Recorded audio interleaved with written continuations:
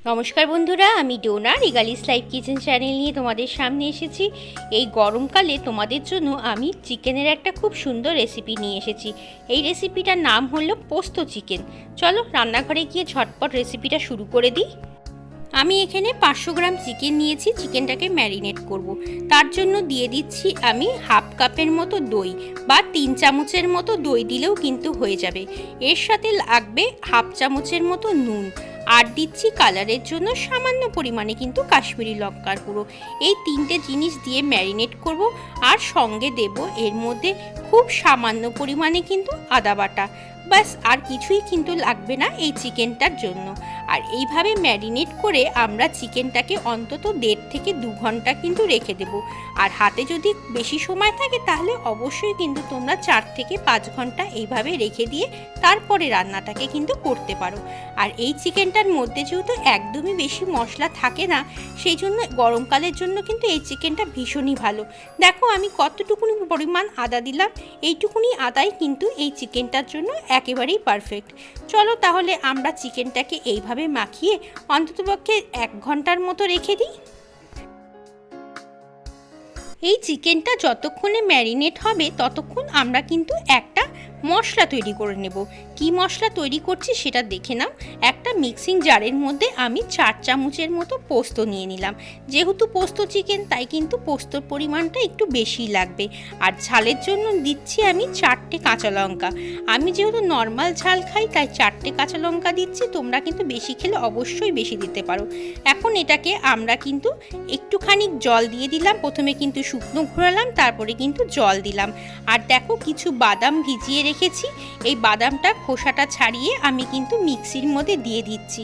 এখন এটাকে আমরা একটা ফাইন পেস্ট তৈরি করে নেব। দেখো পেস্টটাও কিন্তু তৈরি হয়ে গেছে।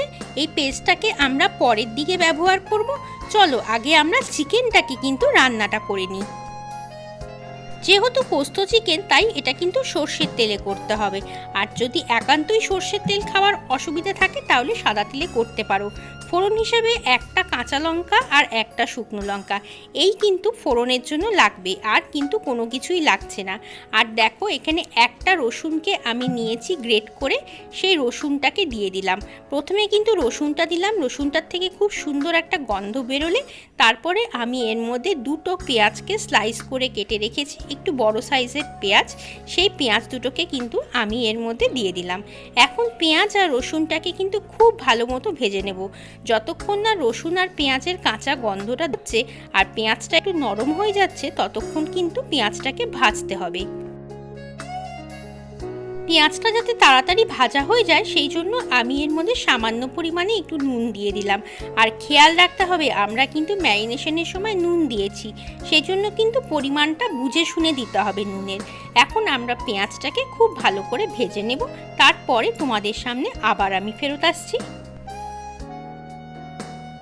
দেখো পেঁয়াজটা কিন্তু ভাজা হয়ে গেছে। এই রকম যখন হয়ে যাবে তখন কিন্তু বুঝতে হবে যে পেঁয়াজটা ভাজা হয়ে গেছে। এখন আমি এর মধ্যে ম্যারিনেট করা মশলাটা ছাড়া শুধু চিকেনটা কিন্তু দিয়ে দিলাম।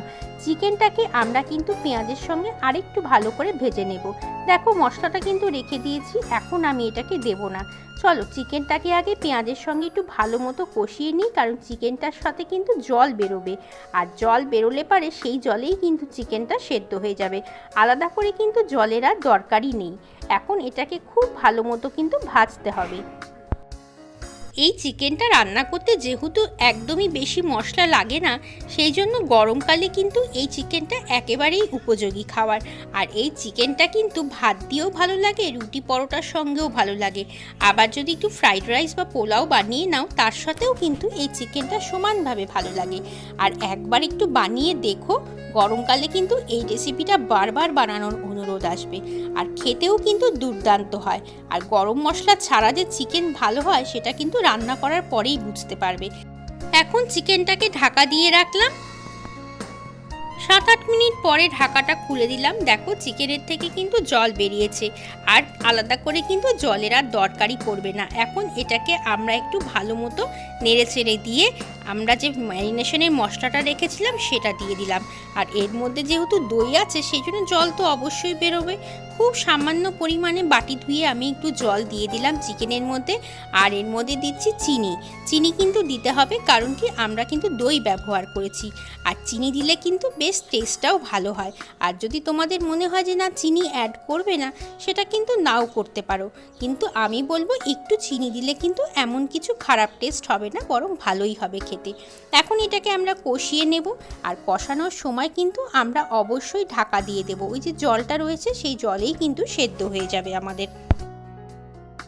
প্রায় 10 মিনিট পর ঢাকাটা খুললাম। দেখতেই পাচ্ছ তোমরা চিকেনটা কিন্তু একদমই সেদ্ধ হয়ে গেছে। আমি নাড়তে নাড়তে সেটা বুঝেও গেছি যে এটাকে কিন্তু আর বেশি আমার সেদ্ধ করার দরকার নেই। এখন জাস্ট একটুখানি জলটাকে শুকিয়ে নেব। শুকানোর পরে আমি যে পেস্টটা তৈরি করেছি পোস্তর, সেই পেস্টটা কিন্তু এর মধ্যে দিয়ে দেব। দেখো আমি কিন্তু আর বেশি চিকেনটাকে সেদ্ধ করব না, তাহলে কিন্তু একেবারেই হাড় থেকে মাংস ছেড়ে চলে আসবে আর খেতেও ভালো লাগবে না। বেশি সিদ্ধ হয়ে গেলে কিন্তু একদমই টেস্ট লাগে না। চলো এখন তাহলে আমরা সেই পোস্তর পেস্টটাকে এর মধ্যে দিয়ে দিই।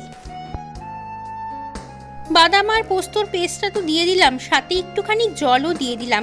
আর এখন কিন্তু খুব কেয়ারফুলি চিকেনটাকে নাড়তে হবে, কারণ বাদাম রয়েছে তো তলা থেকে কিন্তু ধরে যেতে পারে। সেজন্য কিন্তু একটু পরপরই তোমরা কিন্তু খুন্তিটাকে একটু নাড়িয়ে দেবে, তাহলে কিন্তু তলা থেকে ধরে যাবে না। আর এটাকে কিন্তু আমরা একটুখানি শুকিয়ে নেব। খুব বেশি ঝোলঝোল রয়েছে, এত ঝোলঝোল কিন্তু ভালো লাগবে না। সেজন্যই বলছি সামান্য পরিমাণে একটু শুকিয়ে নাও। আর যখন দেখবে ওপর থেকে তেলটা ছাড়া ছাড়া হয়ে গেছে, তখন বুঝবে চিকেনটা কিন্তু তোমাদের একদম রেডি। দেখো চিকেনটা কষতে কষতে কতটা কষে গেছে, আর তেল কিন্তু ছাড়া ছাড়া হয়ে গেছে।